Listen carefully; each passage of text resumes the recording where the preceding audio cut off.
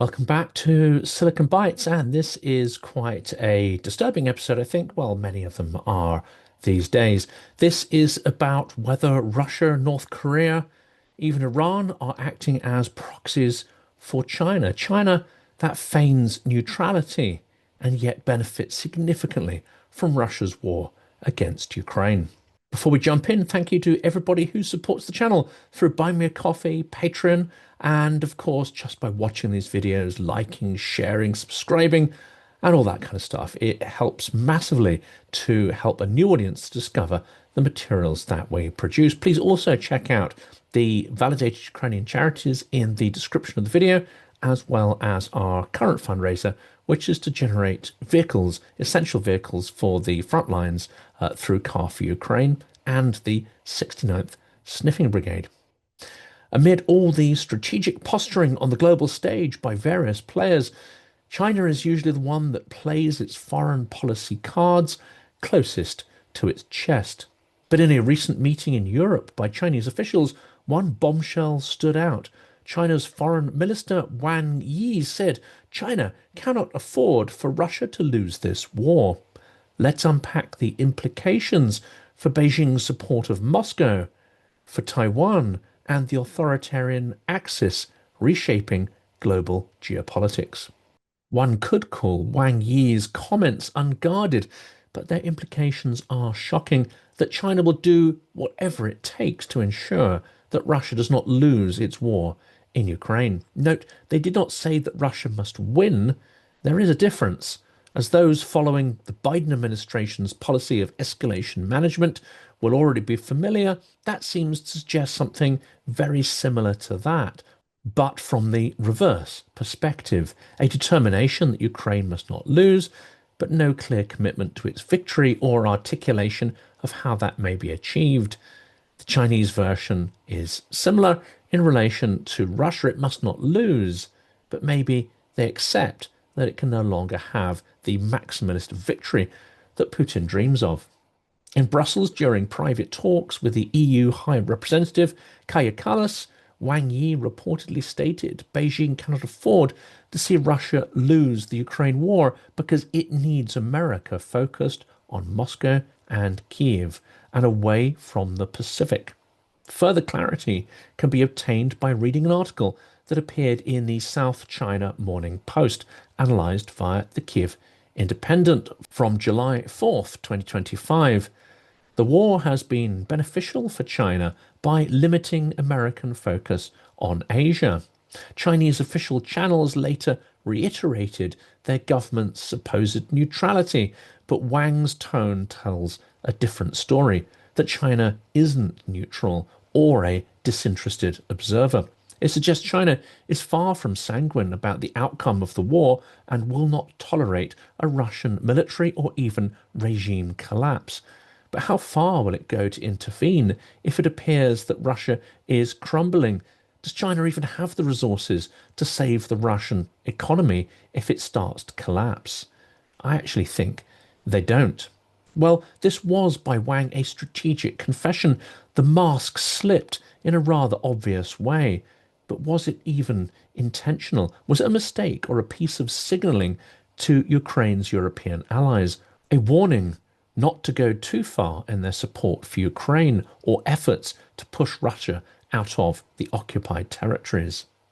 Beijing claims to adhere to objective and consistent diplomacy, but these words, combined with its actions, reveal a far more pernicious and negative policy on the part of China. What does this statement reveal about China's support for Russia? The first conclusion is that Russia's war distracts the US military and diplomatic resources from countering Beijing's ambitions. That could include global ambitions, the extension of its influence and economic power around the world, and of course its long-term territorial ambitions to gain control over Taiwan. That is one of its key historical objectives. In their turn, acknowledging the threat from China, the EU warned that Chinese companies were supplying components for Russian drones, which directly threatens European security. They also suggested that the Russian and Chinese economies had become tightly intertwined economies. Again, which is a concerning realization.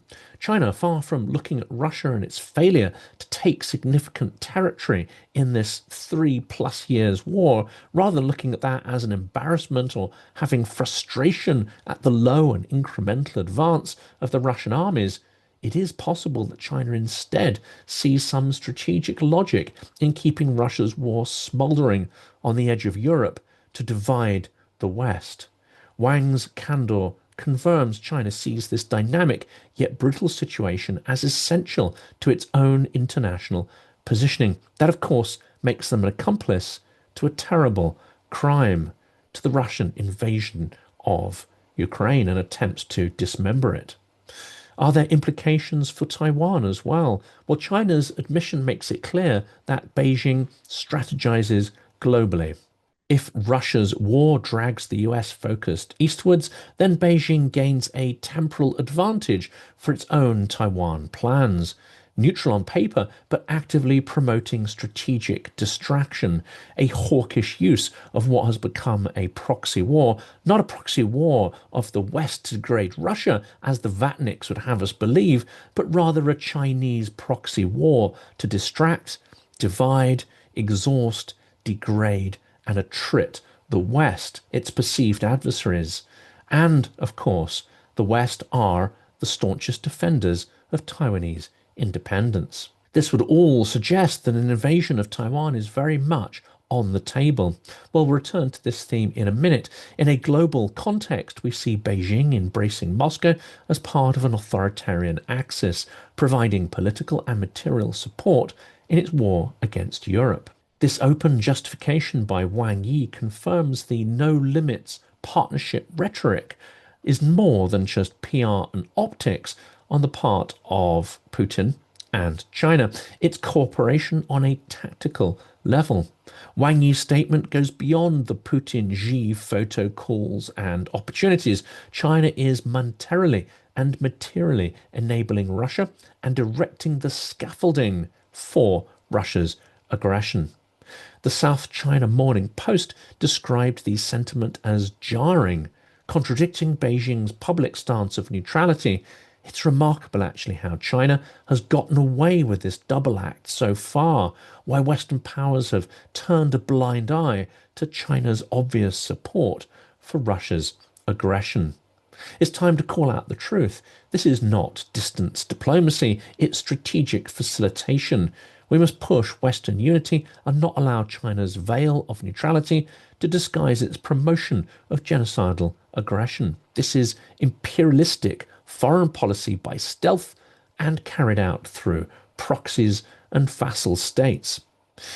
We can expand accountability, demanding sanctions or trade restrictions on Chinese firms exporting crucial drone and weapons tech, as well as for the state which purchases Russian oil at well below global market rates and in violation of the oil price cap policy. Ardent conservatives in the US Republican Party indeed have tabled such a set of punitive sanctions against China, and now it's up to Trump whether he implements them. He has the power, but does he have the will? We must also crystallize the narrative that China and Russia are actively shaping threats to the US, NATO, and Taiwanese security. This is part of a coordinated policy. These are not separate issues and separate theatres of conflict. Trump will not win against China, which is perceived to be a peer adversary, until it also takes out China's vassals and proxies: Russia, Iran, North Korea. Wang Yi pulled back the curtain. China is not a neutral broker, it's a co-author of conflict. When the West responds, we must treat Beijing as the strategic competitor that it is, not a neutral mediator in peace talks. Well, some people have started to pay attention. Mark Rutte, NATO Secretary General, warned of an Article 5 level threat in June 2025 during a visit to Kyiv. China may enlist Russia against NATO if a Taiwan conflict erupts, he said. He also suggested Beijing could challenge NATO's Article 5 if pushed to do so by Moscow. If China invades Taiwan, Russia could attack NATO simultaneously, triggering World War III. This is a quote by Russia, reproduced in The Economist. The Economist also reported on June 19th, China has become the most important enabler of Russia's war machine. They traced Chinese drone parts found in destroyed Russian UAVs. Every diplomatic acknowledgement of this seems to trigger Putin to strike harder, to try and distract the allies from this truth, but also test NATO's nerves, while Chinese support to Russia flows on quietly. There is other evidence of Chinese support for the war effort and tacit approval to vassals and proxies to scale up their aggression, which China can then plausibly deny, or at least deny its role within it. North Korea has deployed troops to support Russia. Last year, that was reputed to be over 12,000. And now, in 2025, 30,000 additional combat troops from North Korea are being readied to send to Russia to fight for Putin, quite possibly on Ukrainian soil. It's also alleged around 20,000 North Korean engineers and factory workers will come to Russia to help scale up the Shahed production. And of course, we know the terror that is being inflicted by these weapons on the Ukrainian cities and civilians. Chinese companies assist Moscow militarily, including through the supply of fiber optics. We also know that almost all of that fiber optic is sourced from China, and we also know that it is have a devastating effect on Ukrainian troops. This is something of a Russian wonder weapon that has given them a bit of an advantage over the last year. We also suspect that Chinese and North Korean military observers are embedded with Russian troops, learning the modern style of warfare. A Russia-Chinese offensive against NATO could erupt if the Taiwan conflict escalates. This was reported in the New York Post. I hope Trump read it. In March 2025, China, Russia, and Iran held massive naval drills in the Gulf of Oman to deepen military trust and pragmatic cooperation. In 2024, the People's Liberation Army and Russia conducted Northern United 2024 drills in the Pacific, strategic alignment far beyond Ukraine between Russia and China. Each drill followed another round of Western diplomatic activity involving the US, NATO, or EU, intended to diffuse tensions. But the timing of these drills show it clearly is more interesting to Russia and China to provide a challenge to the Western allies. And as we align more closely, our unity triggers more shows of force by the Axis powers. The Financial Times reported on May 15th that Russia and China are co-developing hypersonic missiles and next-gen drone technology. China is also enabling Russia's drone war. 80% of Russian drone components are now Chinese-made, says Ukraine's intelligence chief Ole Ivanishka. As of early 2025, 80% of critical electronic components found in Russian drones originate in China.